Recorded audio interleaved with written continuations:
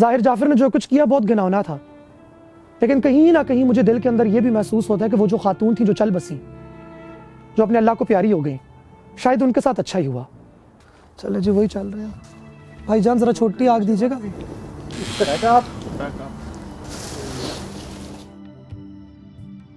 ہمیں سیلز بڑی پسند ہے، عورتیں ہمارے یہاں ایکوافینا کی بوتلیں ہیں، ان کے اوپر پلاسٹک کی سیل ہونی چاہیے جس کو کھولنے والا ایک خاص بندہ ہو۔ اگر آپ غور کریں تو ہماری سیکس کے اوپر زبان کیا ہے؟ پھاڑ لی، لے لی، دے دی۔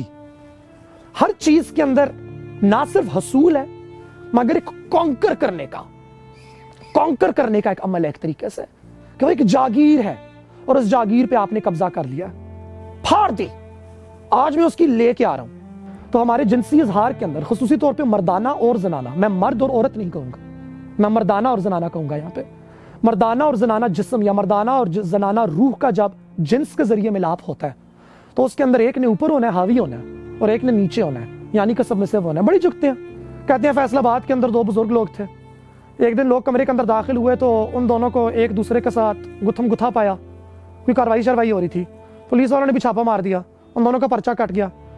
دونوں خاندان والوں نے جا کے پولیس والوں کو ایک ہی بات کی کہ بھئی رپورٹ کے اندر یہ لکھیے گا کہ ہمارے دادا صاحب اوپر تھے، دوسرے والے دادا صاحب نیچے تھے۔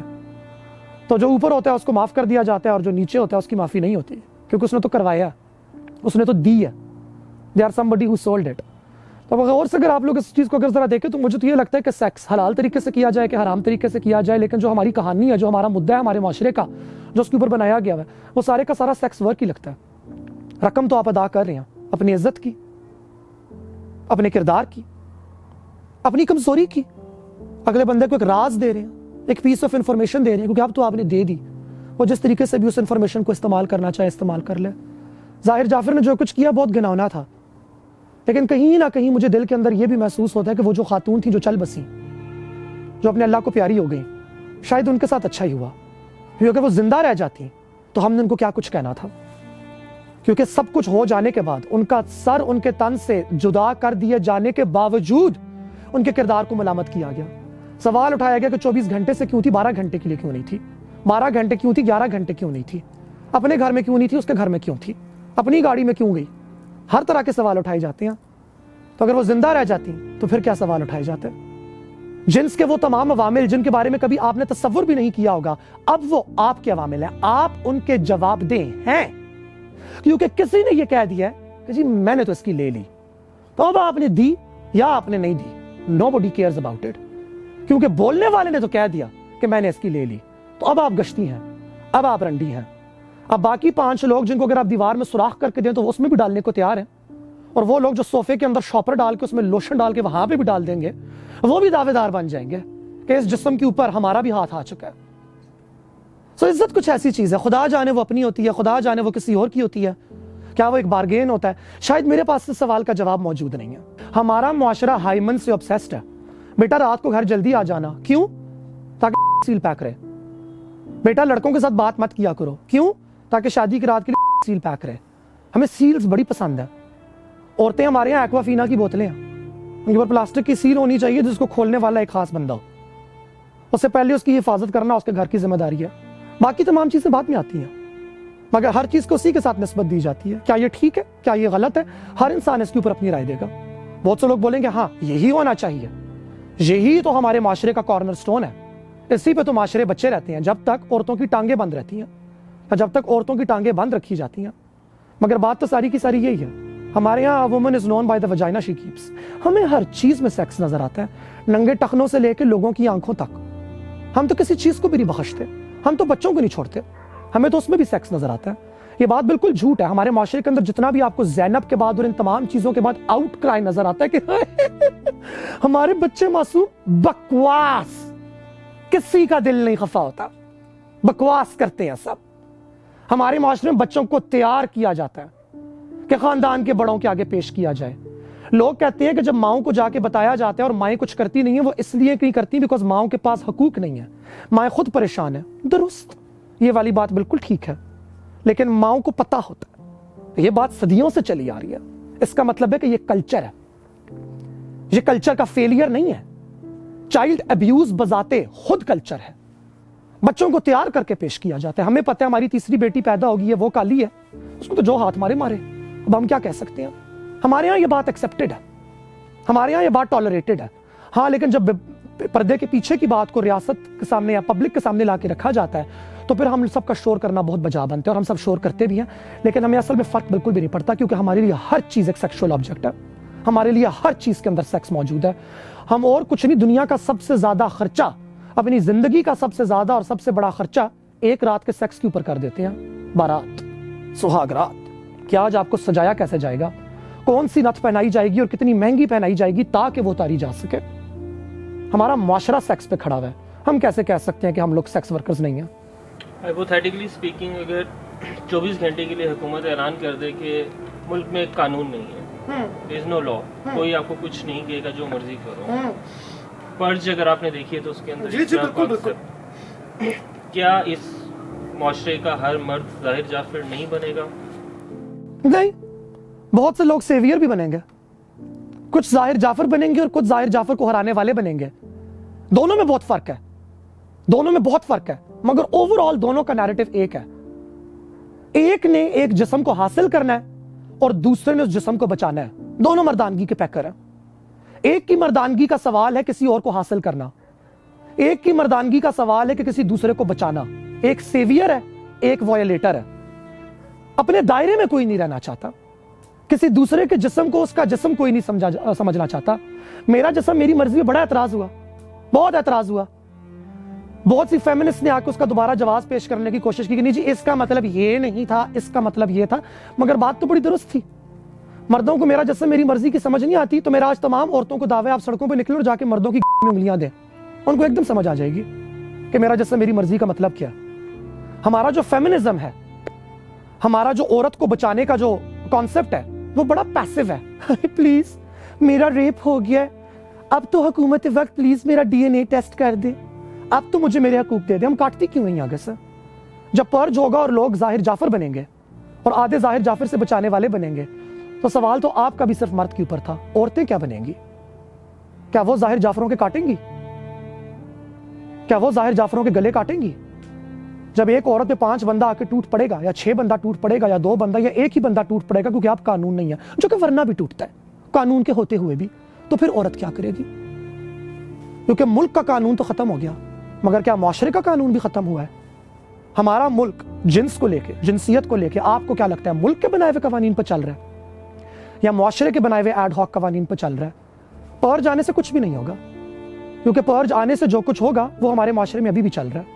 ہماری فیمنسٹ نے بھی یہی کیا, انہوں نے بولا ہماری عورت بہت پسی ہوئی, بہت پسی ہوئی, بہت پسی ہوئی, بہت پسی ہوئی ہے, وہ کچھ بھی نہیں کر سکتی.